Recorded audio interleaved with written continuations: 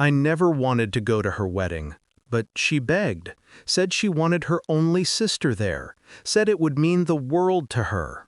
I almost believed her, until she took the microphone, raised her glass, and smiled that venom-laced smile I used to mistake for love. "This is my widowed sister," she said, her voice dripping with honey. "Our brave little single mom. Any takers tonight?" The crowd laughed. My mother joined in. I felt their eyes like knives. I smiled, tight, practiced, but inside I was bleeding. Then he stood, the groom, her perfect man. He walked to my table, took my daughter's tiny hand in his. "I'll take them," he said. The room fell silent. And that was the moment everything began to burn. We weren't always enemies. When we were little, she'd braid my hair, whisper secrets about the stars. She was the golden one. Top grades, perfect smile, always getting what she wanted. I never envied her. I just wanted peace. Then I met Daniel, her fiancé now. He was my late husband's best friend once. After my husband's accident, Daniel helped with everything, fixing leaks, babysitting, bringing groceries. He was gentle, too gentle. I should have known gentleness from him meant danger. It started with late texts from her. "Thank you for checking on her. You're so kind. You should find someone like my sister." Then came the missed calls, the excuses, the flickers in her eyes when his name came up.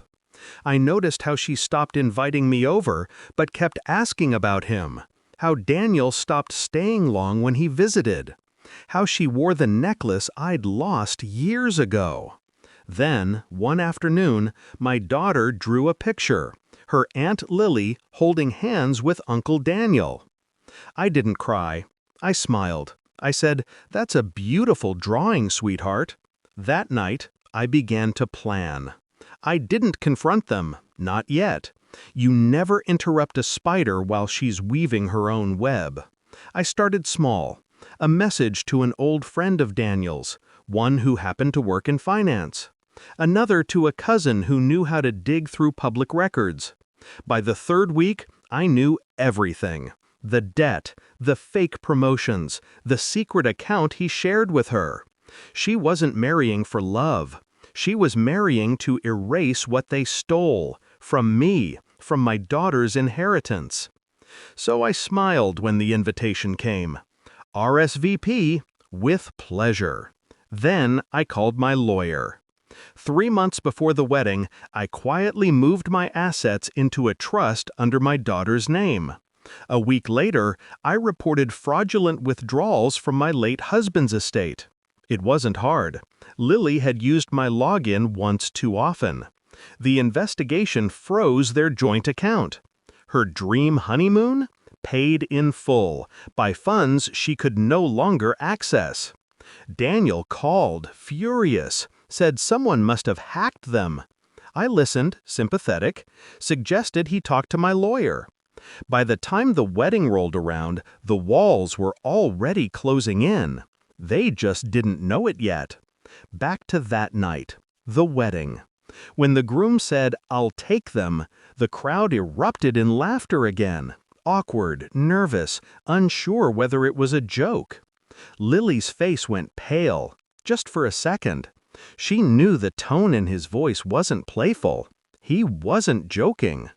The vows came later, shaky, rehearsed. He stumbled over her name. When the officiant asked if anyone objected, I stayed silent. I didn't need to. Because the justice I built didn't belong to that moment. It was already set in motion. 2 days later, Lily called, screaming. Her accounts were frozen. Daniel's employer had been notified about his financial misconduct. Their new house, the one she bragged about endlessly, was seized pending investigation. She said I ruined her life. I told her she'd done that herself the day she took my daughter's father and sold his memory for money. Then I hung up. It took 3 weeks for it all to collapse. Daniel was arrested for embezzlement. Lily tried to flee, used her maiden name at the airport. It didn't help. The newspaper said, "Socialite bride exposed in fraud scandal." I didn't need to see her face to know she cried. But I did see her once more, outside the courthouse, clutching her coat, hair unwashed, eyes hollow. She looked at me, really looked at me. "You planned this," she whispered. I didn't deny it. I simply said, "You taught me how." Now, months later, I sit in the quiet, my daughter asleep beside me. The house feels lighter, the ghosts quieter. I don't feel guilt, just balance. Lily took what she thought was mine. I took what she thought was hers. Her safety, her mask, her illusion of control. In the end, she mocked a widow and found herself mourning her own life. Justice isn't loud, it's patient. It wears a smile, raises a glass, and waits for the right toast to end the night. And when it does, it tastes like peace.